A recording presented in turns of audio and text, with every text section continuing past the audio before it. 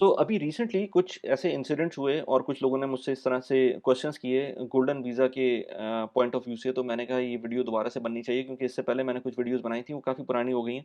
तो मैंने कहा एक फ्रेश फ्रेश पर्सपेक्टिव भी आ जाएगा और जो मेरा अपना एक्सपीरियंस अभी रिसेंटली हुआ कि मेरी जो मदर हैं उनके वो यहाँ पर हैं मेरी स्पॉन्सरशिप के अंडर।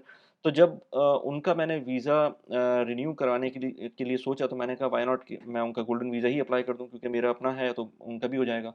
तो जब मैंने उनका वीज़ा अप्लाई किया तो surprisingly and I was really amused कि मुझे मेरे जो डिपॉज़िट के 5,000 दिरहम थे वो वापस मिल गए क्योंकि जब भी पेरेंट्स का वीज़ा अप्लाई होता है तो जो रेगुलर वीज़ा होता है उसके लिए आपको 5,000 दिरहम्स का डिपॉज़िट करना होता है। तो मैंने भी जब लास्ट टाइम जब भी वो वीज़ा अप्लाई किया था तो वो 5,000 दिरहम्स का डिपॉज़िट हुआ हुआ था जो जो वीज़ा के लिए नॉर्मल रेज़िडेंसी के लिए लगता है और वो 1 साल का वीज़ा होता है पेरेंट्स का जो कि कंटिन्यू होता है और हर साल रिन्यू होता है। यू कैन इमेजिन कि हर साल वीज़ा रिन्यू करने के लिए कितनी हेसल पड़ती है। प्लस ये कि आप कहीं और का वीज़ा लगवाते हैं तो उसके लिए आपको 6 महीने का टाइम चाहिए, तो वो जो सिर्फ़ आपके पास 6 महीने की विंडो होती है। अगर 1 साल का वीज़ा है, तो सिर्फ़ 6 महीने की विंडो होती है जिसमें आप कहीं और का वीज़ा अप्लाई करवा सकते हैं। खैर, तो मैं जब गया यहाँ पर आमिर सेंटर होता है, आमिर सेंटर के थ्रू आप सारे काम करवा लें, थोड़ी-सी फ़ीस उनकी एक्स्ट्रा होती है, लेकिन कोई बड़ी फ़ीस नहीं है मेरे ख़्याल से। जो सर का दर्द होता है, वो सारा खत्म हो जाता है। तो उ उनके थ्रू जब अप्लाई किया, तो मुझे सरप्राइज़ ये मिला कि आपके 5,000 दिरहम जो हैं, जैसे ही आपका गोल्डन वीज़ा अप्रूव होगा, वैसे ही आपके अकाउंट में ट्रांसफ़र हो जाएँगे, तो वो तो बहुत अच्छी बात थी। तो वो कुछ उसमें पुराने डॉक्यूमेंट्स थे, वो पूरे नहीं थे, वो दोबारा से अटेस्टेशन करानी पड़ी थी, 1 आध हफ़्ते का एक्स्ट्रा टाइम लगा था, लेकिन जब उनका गोल्डन वीज़ा लगा तो ये सोचें कि अब 10 साल के लिए मुझे छुट्टी हो गई है। अब मुझे उनका दोबारा हर साल जो मेडिकल होता है वो नहीं करवाना होगा और कोई भी वो मसले नहीं होंगे। तो आज मैंने कहा कि गोल्डन वीज़ा के ऊपर दोबारा से बात कर लेते हैं। पहली बात मैं आपसे करूँगा कि एलिजिबिलिटी। एलिजिबिलिटी क्या होती है गोल्डन वीज़े की? तो गोल्डन वीज़े की जो सबसे जो पॉपुलर लोगों के अंदर आजकल यहाँ पर है मौजूद, जो जिसकी सैलरी 30,000 दिरहम से ऊपर है, वो बहुत आराम से गोल्डन वीज़ा अप्लाई कर सकता है, उसकी एलिजिबिलिटी का कोई प्रॉब्लम नहीं है। सिर्फ़ ये है कि वो 6 महीने की उसकी बैंक स्टेटमेंट चाहिए होती है और जो जो 30,000 प्लस दिरहम की सैलरी है, वो आपकी 6 महीने तक कॉन्स्टेंटली आपके अकाउंट में नज़र आनी चाहिए और बेहतर ये है कि एक ही अकाउंट रहे, ताकि आपकी हिस्ट्री बन जाए और वो आप प्रूव कर सकें कि आपका ये आपकी सैलरी 30,000 दिरहम इतनी आ रही है आपके अकाउंट के अंदर। फिर बहुत सारे जो इन्वेस्टर्स होते हैं वो 2 मिलियन दिरहम्स की अगर प्रॉपर्टी खरीदते हैं तो उनको भी गोल्डन वीज़ा मिल सकता है। अगर 2 मिलियन प्लस दिरहम की इन्वेस्टमेंट आपकी हो जाती है, भले वो 1 प्रॉपर्टी में हो, भले वो 2 प्रॉपर्टी में हो, भले वो 3 प्रॉपर्टीज़ के अंदर हो, अगर आपकी क्यूमुलेटिव जो इन्वेस्टमेंट्स हैं वो around let's say 2 million dirham plus की हो जाती हैं, तो आपको गोल्डन वीज़ा की एलिजिबिलिटी बन जाती है। उसमें डीएलडी वगैरह का कुछ प्रोसेस होता है, उसकी भी फ़ीस एक्स्ट्रा होती है, लेकिन फ़ीस के बारे में बात करेंगे, लेकिन वो कुछ फ़ीस एक्स्ट्रा होती है, लेकिन उसके बाद आपको गोल्डन वीज़ा मिल सकता है। इसी तरह से ये गोल्डन वीज़ा आया था कोविड के टाइम पर, तो कोविड के टाइम पर जब फ्रंट लाइन वर्कर्स की बात आती है, नर्सेज़ की, डॉक्टर्स की, तो उ उनकी एलिजिबिलिटी ऑटोमैटिकली बन जाती है। तो अगर आप डॉक्टर हैं या नर्स हैं, तो नर्स का तो मुझे इस वक़्त नहीं पता, लेकिन डॉक्टर्स का तो इमीडिएटली आपको गोल्डन वीज़ा मिल सकता है, इर्रिस्पेक्टिव को आपकी सैलरी क्या है। मेरे ख़्याल से ये मुझे अभी जितना अपडेटेड मैं हूँ, उसके हिसाब से मेरे पास ये डेटा है, तो अगर कुछ और किसी के पास है, मेरे ख़्याल से उसमें आपकी रजिस्ट्रेशन वग़ैरह चाहिए होती है, मिनिस्ट्री ऑफ जो जो हेल्थ है उसकी तरफ से कोई रजिस्ट्रेशन चाहिए होती है जो कि नॉर्मली डॉक्टर्स की होती है, तो उनको मेरे ख़्याल से कोई प्रॉब्लम नहीं होती है गोल्डन वीज़ा लेने में। इसी तरह से नर्सेज़ का क्या होता है ये मुझे नहीं पता एग्ज़ैक्टली, या आप अगेन रेलेवेंट अथॉरिटी से पूछ सकते हैं। अच्छा, इसके अलावा कुछ इंजीनियर्स को भी कुछ टाइम पहले गोल्डन वीज़ा मिला था, मेरे कुछ जानने वालों को भी गोल्डन वीज़ा मिला था, इर्रिस्पेक्टिव कि उनकी क्या इनकम थी, क्या सैलरी थी, 30,000 दिरहम्स वालों से नीचे काफ़ी लोगों को भी गोल्डन वीज़ा मिला था। लेकिन अभी रिसेंटली थोड़ा-सा जो क्राइटेरिया है वो स्ट्रिक्ट हो गया है और उसके अंदर वो कुछ स्पेसिफिक यूनिवर्सिटीज़ का देखते हैं और चीज़ें देख रहे होते हैं, तो उसकी कुछ एजेंसीज़ हैं, जिसके थ्रू आप गोल्डन वीज़ा अप्लाई कर सकते हैं और वो आपको वेट करके आगे आपका केस फॉरवर्ड करते हैं, तो वो चीज़ें देखनी पड़ती हैं। लेकिन अगर आप इंजीनियर हैं तो आप अपनी लक ज़रूर लगा सकते हैं उसमें कि आपको ऑप्शन मिल सकता है, नहीं मिल सकता है, ये आपको खुद देखना पड़ेगा।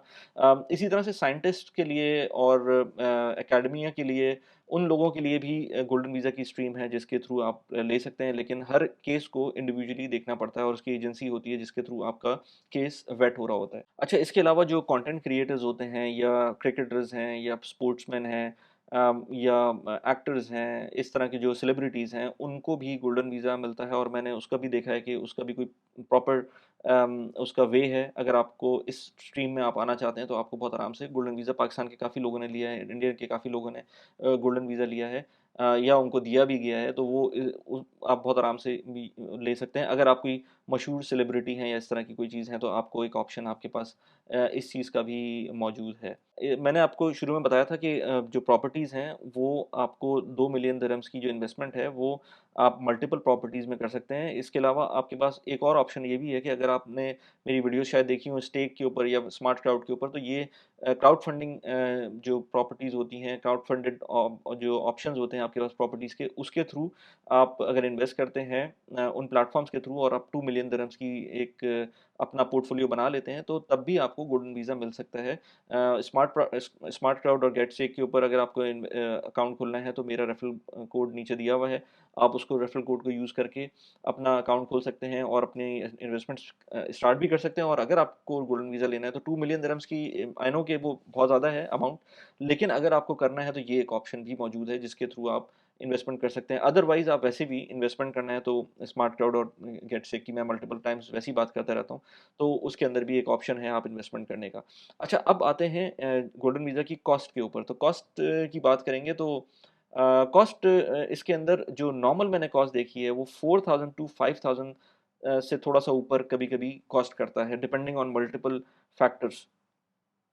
तो अगर कोई फैमिली रिलेटिव अगर लेट्स से आपकी फैमिली मेंबर कोई अप्लाई करता है, तो मेरे ख़्याल से हार्डली 4500 दिरहम से ऊपर का खर्चा नहीं है। और अगर आप एज़ अ प्राइमरी एप्लीकेंट हैं, तो वो अप्लाई कर रहे हैं, तो मेरे ख़्याल से उस केस में भी 4500 टू 5000 दिरहम्स तक का खर्चा आता है। ये मैं आमिर सेंटर के थ्रू कर रहा हूँ। अगर आप खुद करेंगे, तो शायद इसके अंदर कुछ 200, 300, 400 दिरहम शायद कम हो जाएँ। लेकिन मैं डायरेक्टली, क्योंकि मैं टाइम ज़ाया नहीं करना चाह रहा था, तो मैंने ये आमिर सेंटर के थ्रू किया। और आमिर सेंटर यहाँ की एक तरह से समझ लें कि गवर्नमेंट एजेंसी का एक आर्म है, जो कि आपके लिए बहुत सारे जो गवर्नमेंट के काम होते हैं, उसके थ्रू आप कर सकते हैं। और ये वन टाइम एक्सपेंस है फॉर 10 इयर्स, 10 साल का वीज़ा आपको मिल जाएगा। कॉस्ट में इसके अलावा भी कुछ चीज़ें होती हैं, जैसे अगर फ़र्ज़ करें आपने प्रॉपर्टी की बेसिस के ऊपर गोल्डन वीज़ा लिया, तो उसके अंदर शायद डीएलटी का भी कुछ आपको सर्टिफ़िकेट सबमिट कराना होता है, और उस सर्टिफ़िकेट के अलग से पैसे होते हैं। तो वो आई थिंक कुछ जो भी पैसे होंगे, वो आपको अलग से देने होंगे। लेकिन जो वीज़ा इटसेल्फ है, जिसमें एमिरेट्स आईडी की कॉस्ट है, जिसमें मेडिकल की कॉस्ट है, जिसके अंदर वीज़ा की इटसेल्फ कॉस्ट है,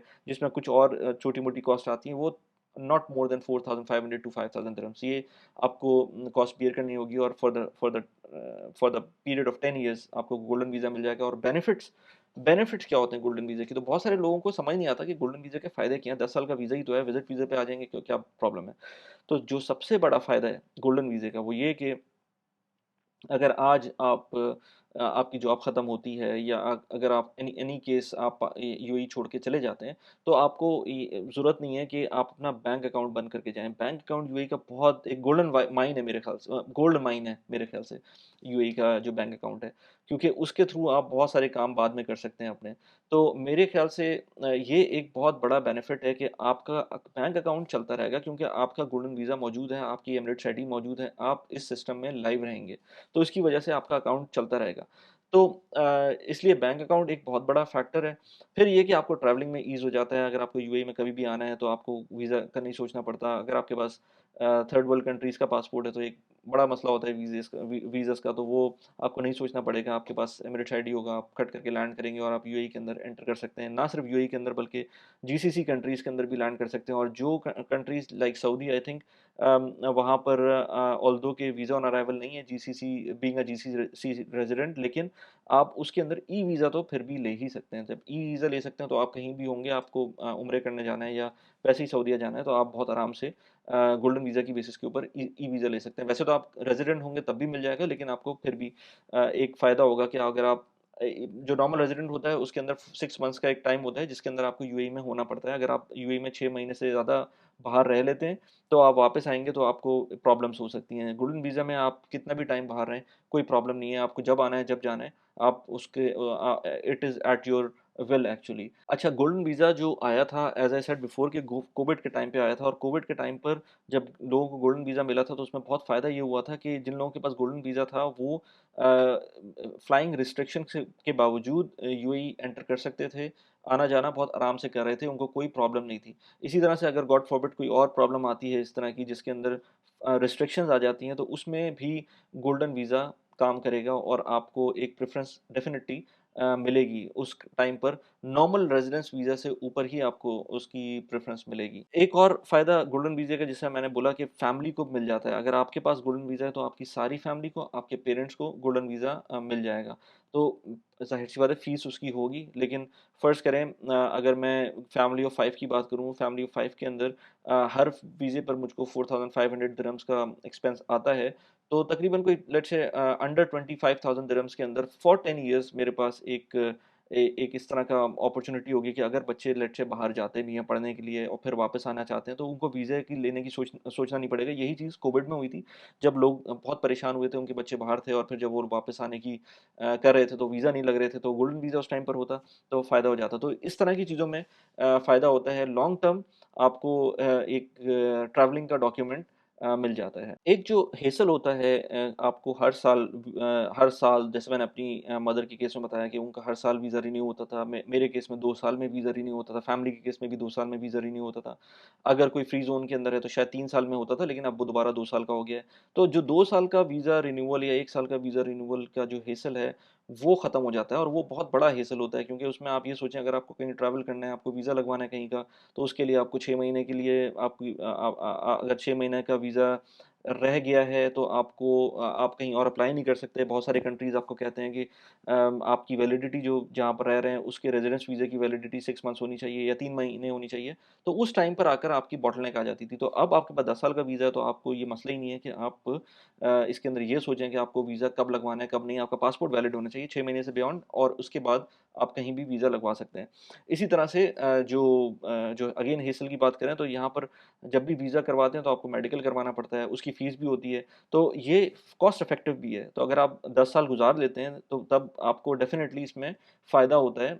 अगर आप ओवरऑल वीज़ा की कॉस्ट देखें, मेडिकल की कॉस्ट देखें, उसकी हेसल देखें, तो वो सारी चीज़ें देखें, तो उसमें गोल्डन वीज़ा में डेफ़िनिटली ज़्यादा फ़ायदा है कंपेयर टू नॉर्मल रेज़िडेंसी जो लगी हुई होती है। फिर एक और चीज़ ये कि आप इंडिपेंडेंट हो जाते हैं, आप स्पॉन्सरशिप पे नहीं रहते हैं। अगर फ़र्ज़ करें कभी आपके ऊपर किसी वजह से नेशनैलिटी के ऊपर बैन लगता है किसी वजह से तो आप अगर बहुत दफ़ा मैंने देखा है जब ये बैन की बात होती है और उस टाइम पर आपको जॉब स्विच करनी होती है तो बहुत एक टेंशन वाली सिचुएशन आ जाती है। उसके बाद बंदा सोचता है कि यार मैं जॉब स्विच करूँ, नहीं करूँ क्योंकि बैन लगा हुआ है, नया वीज़ा निकलेगा, नहीं निकलेगा, 10 चीज़ें होती हैं उसके अंदर।